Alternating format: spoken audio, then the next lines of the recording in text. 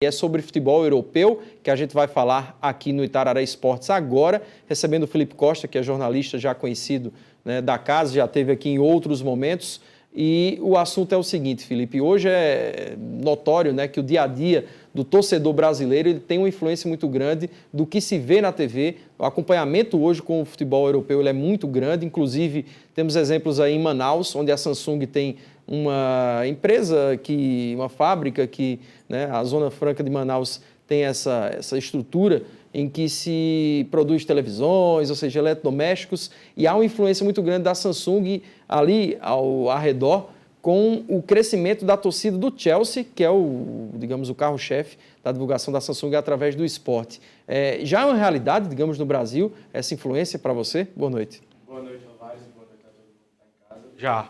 Já é uma realidade e indo mais além, a revista Placar, já em novembro do ano passado, trouxe como matéria de capa, como principal destaque da revista, esse questionamento. É uma preocupação para o futebol brasileiro, porque, de certa maneira, é o público jovem, é o público do futuro que está sendo, entre aspas, sequestrado pela força financeira e, principalmente, eu diria, organizacional do futebol europeu. Então, se você pega, pelos dados que a revista traz, no que diz respeito à venda de camisas, das 10 camisas mais vendidas no Brasil em 2014, as 6 primeiras foram de times europeus. O Barcelona, de Messi, e ano passado também, alavancado muito por Neymar, foi o campeão. O Palmeiras foi o time brasileiro que conseguiu vender mais camisas para a faixa etária entre 6 e 11 anos, né, que é a faixa etária estabelecida pelos psicólogos como a formação do caráter do torcedor. Então, é uma preocupação para o futebol brasileiro essa questão da identidade do torcedor mirim que está sendo sequestrada pelo futebol europeu.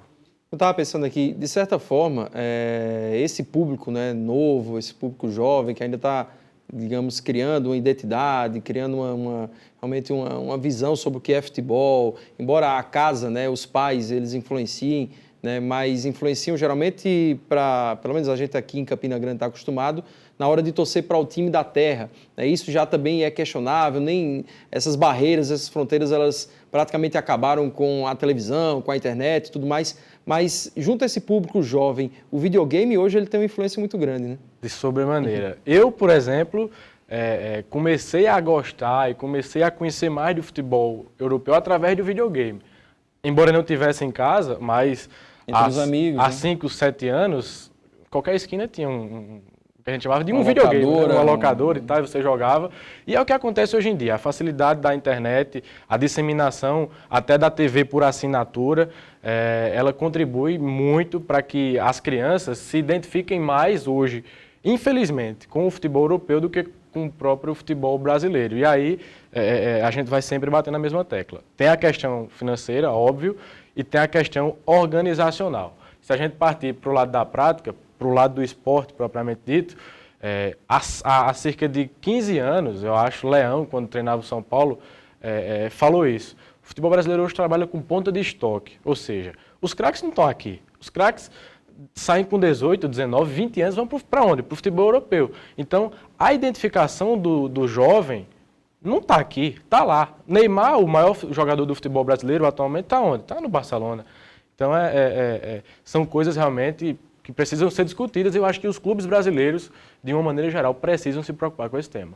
Pois é, o futebol europeu hoje, além de investir em base, né, que investe, tem estrutura, a gente vê, né, por exemplo, o Zidane, um dos maiores ídolos da história do Real Madrid, treinando uma equipe B, né, do Real Madrid, com a molecada, dando, né, o Zidane poderia estar fazendo outra coisa, né, então o Real Madrid está investindo num cara que deve ser caro, mas caro entre aspas, porque dá retorno, né, para estar ali treinando a molecada, mostrando um pouco do que é o Real Madrid, da história através do Zidane e trazendo a experiência como jogador de futebol para essa molecada.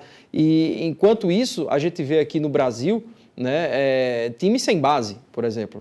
E aí quando a gente vai comparar com a Europa, a gente vê que além da base que ela investe, a América do Sul acaba sendo uma base para elas também, porque é muito barato para esse mercado organizado, onde gira muito dinheiro, né? Vim buscar um jogador aqui, é uma coisa simples. O jogador hoje é comprado por 11 milhões e o pessoal, é uma cifra tão alta que a maioria dos brasileiros não sabe nem o que é isso, não vai ter acesso a isso na vida inteira. E daqui a pouco, em 1 ano e meio, 2, o cara está se metendo a 100 milhões, 80 milhões. Quer dizer, o futebol daqui mal estruturado, né, e ainda servindo praticamente como se fazia na época ainda digamos, da colonização. É um país escravo praticamente do futebol europeu, né? É o chamado pé de obra, né? É verdade. É o pé de obra. Os caras vêm no Brasil, na América do Sul, né? De uma maneira geral, e exportam esses craques para lá e acabam fazendo desses craques o fruto de toda essa disseminação do futebol europeu. Porque aí, além do lucro com o material,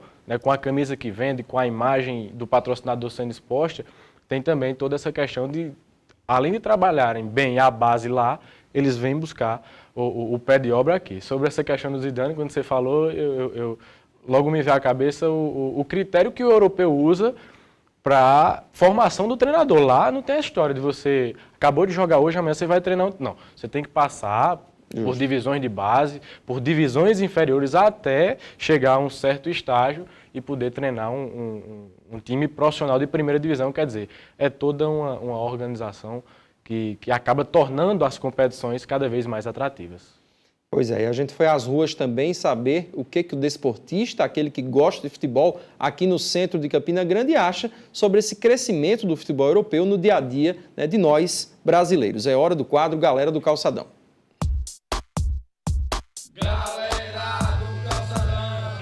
Eu acho uma barbaridade, porque se nós temos um futebol, nós somos o rei do futebol, não deveria e nem cabe torcer pelo time lá fora. Porque os times lá de fora da Europa não vai mostrar nada para o país da gente, não significa nada. Então, eu acho que o nosso futebol deve ser muito prestigiado por nós brasileiros e que nós devemos optar pelos times do nosso país, que é onde nós vivemos no continente brasileiro, onde nós damos aula de futebol, temos aula de futebol para dar e vender, sem precisar torcer pelo time das Europa. Eu acho que eles torcem para esses times por serem times conhecidos por sua capacidade, pelo seu dinheiro também, e também por representarem um bom futebol, e também por a Europa ser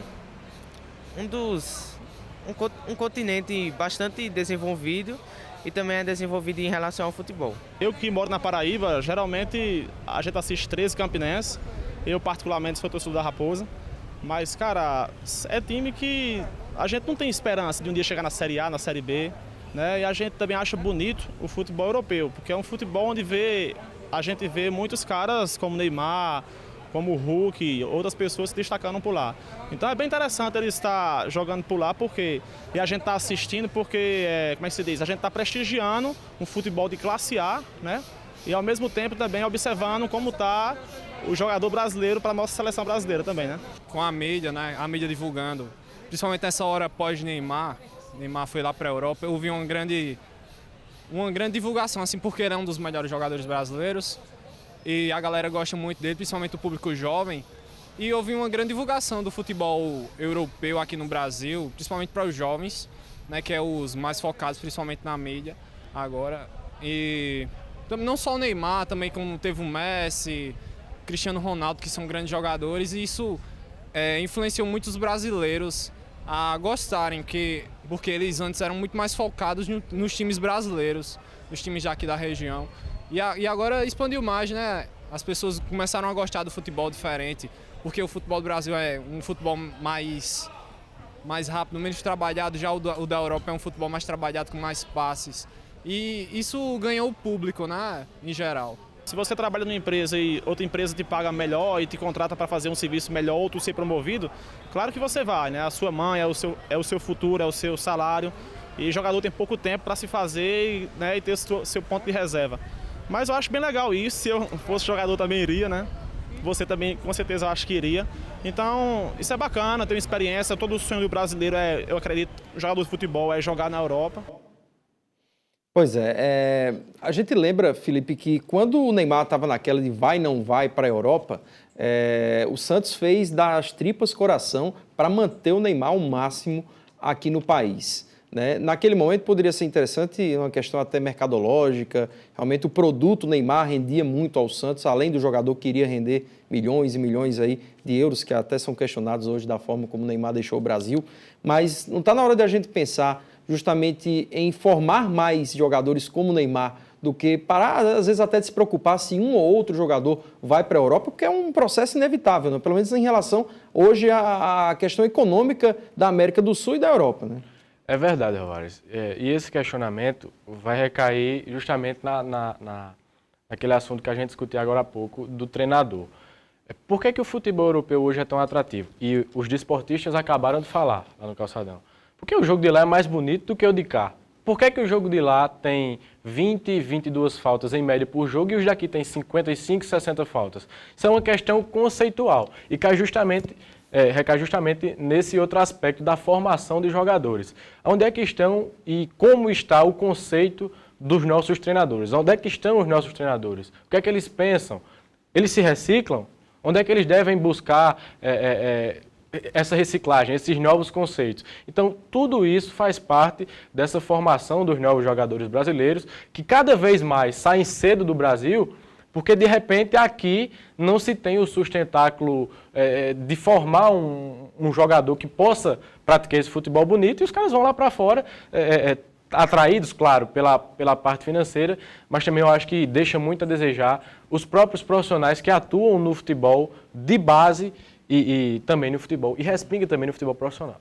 E a gente vê que treinadores argentinos, né, você falava no Sabella, que foi vice-mundial agora com a Argentina, treinar o São Paulo, e já se falava que isso nem existia porque ele já negociava com o Manchester City ou até com o futebol árabe, que também financeiramente hoje, né, o futebol chinês, eles são até mais atrativos do que o próprio futebol brasileiro. A gente tem treinador chileno na Europa de alto nível, mas não tem um brasileiro, né? O Filipão foi o último aí que tentou, foi um desastre, né? O próprio Vanderlei Luxemburgo no Real Madrid também foi um desastre, né? Então isso mostra um pouco que os conceitos desses treinadores brasileiros estão ultrapassados, né? Isso justifica, de certa forma, então, quem sabe, trazer de novo o Dunga, que, pelo que mostram, passou um tempo estudando, viajando pela Europa, né? Vai na contramão, às vezes até, digamos, do conceito popular, que o Dunga não poderia ser o treinador da seleção, então? De minha preferência não seria o Dunga. Eu acho que o técnico brasileiro hoje que reúne mais condições de estar comandando a amarelinha seria o Tite, né?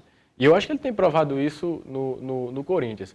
Mas é outro debate interessante. Por que é que os treinadores daqui não conseguem emplacar ou não conseguem se dar bem no futebol europeu? Muito se fala da questão da língua, mas Será que não pode treinar nem o Porto? Nem mas né? os que falam... Falavam do Mano Menezes no Porto, na época do Corinthians, né? E o Mano... Os que falam o castelhano conseguem se adaptar, e quem fala português não consegue, né? Eu acho que é mais uma questão mesmo conceitual.